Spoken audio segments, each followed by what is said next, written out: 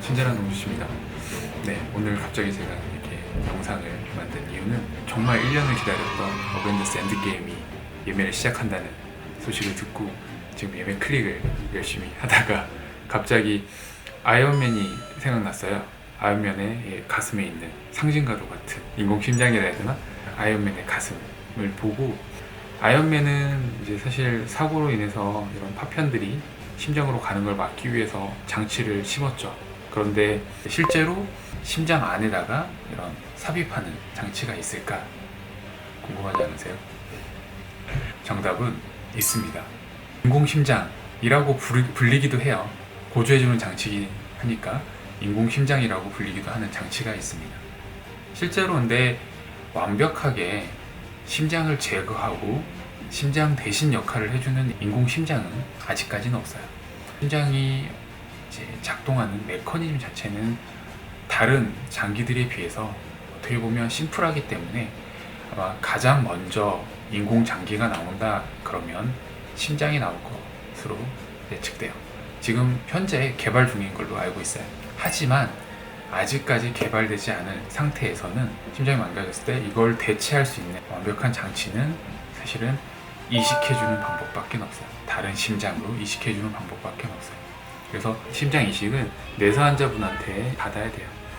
그렇기 때문에 심장 이식을 해야 되는 환자분들에 있어서 대기해야 되는 기간이 굉장히 길죠.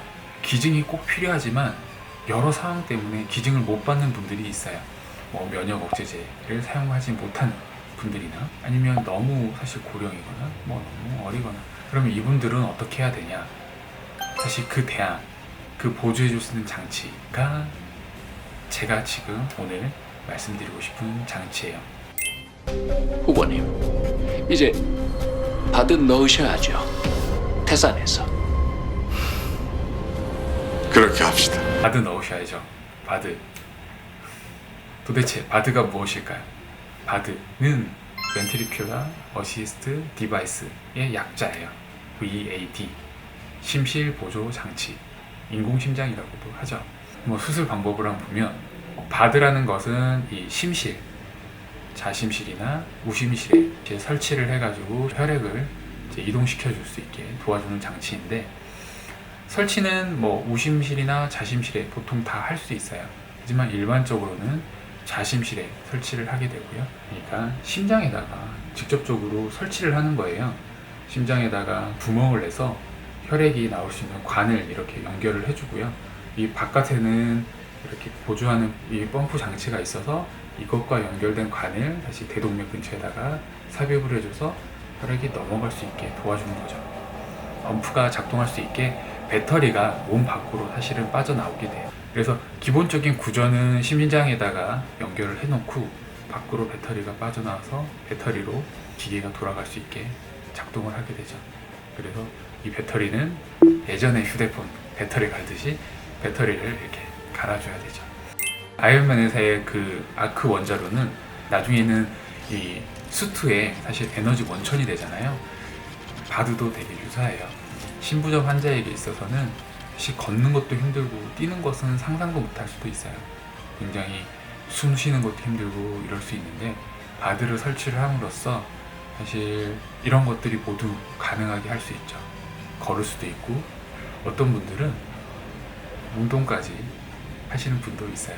헬스까지 하시는 분도 있더라고요. 그러니까 근력 운동까지도 엄청 저보다 더 많이 하신 분도 있더라고요. 그만큼 사실 심장이 기능이 떨어지신 분들한테 새 생명을 줄 수 있는 장치예요. 국내에서 도입하는 게 좀 늦었던 이유 중 하나는, 일단은 임상적으로 사실 여러 가지 뭐 이유가 있겠지만, 제가 생각하는 가장 큰 원인은 사실 비용 문제인 것 같아요. 심장 이식이나 뭐 다른 뭐 간 이식이나 이런 이식 수술보다 비용이 거의 2배, 3배 이상은 비싸요. 보통 수술비나 이런 재료비까지 해서 보통 1억 5천에서 2억 정도 된다고 해요. 그래서 아마 그 드라마에서도 국회의원들, 사실 상류층, 재벌가 아니면 좀 돈이 많은 재력 있는 분들이 사용하는 게 바드였을 거예요. 그만큼 비용이 굉장히 비싸기 때문에 일반적인 분들은 사실 상상 감당을 못하겠죠. 감당을 못하는 비용이기 때문에 아마 제한적으로 사실은 이제 도입을 할 수밖에 없지 않았나 싶어요. 사실은 심장이 나쁜 상태에서 이것을 심장벽에다가 구멍을 뚫어서 연결해 준다는 것이 그만큼 위험할 수 있어요. 당연히 위험하기 때문에 그만큼 충분한 임상적인 데이터가 있어야 되기 때문에 그것 또한 도입이 늦춰지는 이유지 않을까 싶어요.